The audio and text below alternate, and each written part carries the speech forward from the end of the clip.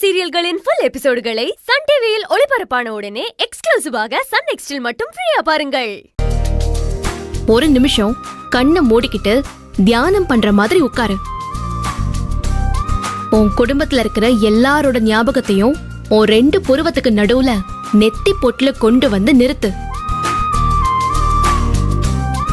ஆச்சா,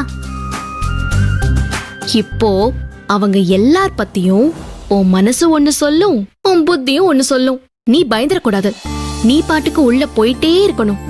அப்படி ஒரு கட்டத்துல உன் மனசும் உன் புத்தியும் ஒன்னா கை கோத்துக்கிட்டு கோரஸா ஒரு பதில் சொல்லும். அத உன் வாழ்க்கைக்கான முடிவா எடுத்துக்கிட்டு நீ பாட்டுக்கு போயிட்டே இரு. இப்ப தெளிவாயிடுச்சுல? இனிமே எந்த குழப்பமும் இல்லையே? எந்த குழப்பமும் இல்ல. இனிமே வழிய சொல்லுன்னு மத்தவங்களை தொந்தரவு பண்ண மாட்டல? தொந்தரவு பண்ண மாட்டேன். இங்க பாருடி, நாம வாழ்றதுக்கு இன்னொரு ஜென்மம் இருக்குன்னு கன்ஃபார்மா தெரிஞ்சா நாம கஷ்டப்பட்டோ இஷ்டப்பட்டோ எந்த சுமைய வேணாலும் சுமக்கலாம். ஆனா இருக்கிறது ஒன்னே ஒண்ணு, கண்ணே கண்ணுன்னு இந்த ஒரே ஒரு ஜென்மம் தான். அதனால மனசுல எப்பவும் எதுக்கும் எந்த குழப்பமும் இருக்க கூடாது. இந்த சூரியன் இருக்குல்ல, சூரியன், அந்த மாதிரி ஒவ்வொரு நாளும் காலையில புதுசா பிறந்து சந்தோஷமா இருக்கணும். அப்பதான் அது மாதிரி நம்மளாலையும் வெளிச்சமா இருக்க முடியும். மனுஷங்களுக்கு மனசும் புத்தியும் தான் 2 ரெக்க. அத விரிச்சு ஒரு பறவை மாதிரி வானத்துல பறக்கணும். சந்தோஷமா இருக்கணும். மனசுல போட்டு தேவையில்லாம குழப்பிக்காம நின்னு நிதானமா தெளிவா முடிவெடு. உன் குடும்பத்தை சம்மதிக்க வச்சு உன் மனசுக்கு பிடிச்ச மாதிரி ஒரு கல்யாணத்தை பண்ணிக்கிட்டு உன் குடும்பத்தை விட்டு தனியா போய் சந்தோஷமா ஒரு வாழ்க்கையை நீ வாழ ஆரம்பி. என்ன?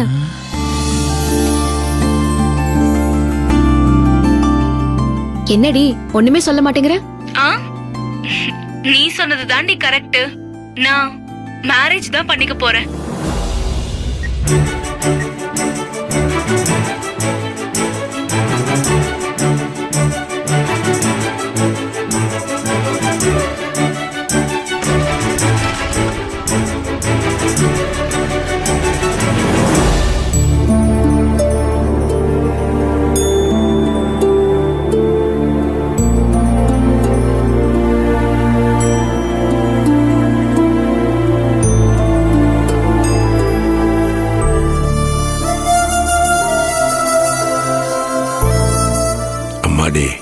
ஆதிர, போதுண்டா, போ, நீ போய் படுத்துக்க போ. இருக்கட்டும்பா.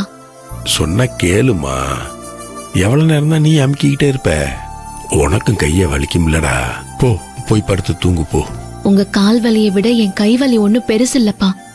எம்மாடி, சொன்ன கேளுமா. நான் சொல்றத நீங்க கேளுங்கப்பா. எங்களுக்காக நீங்க பட்ட கஷ்டம் எல்லாம் போதும். உங்க சுமைய இனிமே நான் சுமக்கிறேன்ப்பா. எம்மாடி, என்னம்மா சொல்ற? அப்பா இப்ப எதுக்குப்பா எந்திரிச்சீங்க? படுங்கப்பா. இல்லடாமா, இங்க பாரு, என்னைக்குமே என் பொறுப்பை நான் பாரமாவே நினைச்சதில்ல. இது என் குடும்பம், நீங்க எல்லாம் என் குழந்தைங்க.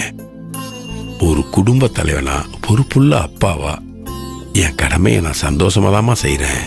நீங்க சொல்றது கரெக்ட் தான்ப்பா. நீங்க இந்த பாரத்தை தூக்கி சுமக்கிறது உங்க மனசுக்கு சந்தோஷம்தான். ஆனா உடம்புக்கு? எம்மாடி, அதெல்லாம் ஒண்ணு இல்லம்மா.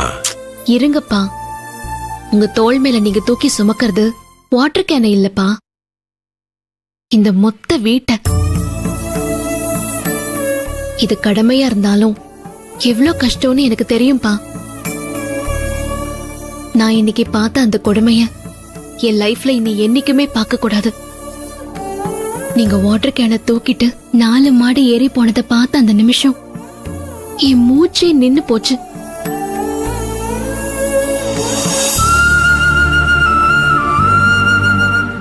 என்னம்மா? சத்தியமா சொல்றேன்பா, ஒரு குடும்பத்தை காப்பாத்த ஒரு அம்மா எவ்வளவு கஷ்டப்படுறாங்கன்னு கூடவே இருந்து பாத்துடுறோம். ஆனா தான் குடும்பத்தை காப்பாத்துறதுக்காக ஒரு அப்பா எவ்வளவு கஷ்டப்படுறாருன்னு யாருக்குமே தெரியறதில்ல. காலையிலேயே வேலைக்கு போற அப்பா சந்தோஷமா டாட்டா காட்டிட்டு போறத பாக்குறோம். ராத்திரி வேலை முடிஞ்சு திரும்பி வர்றப்ப நாம ஆசையா கேட்டதை மறக்காம வாங்கிட்டு வந்து சந்தோஷமா கொடுக்கற அப்பாவை பாக்குறோம்.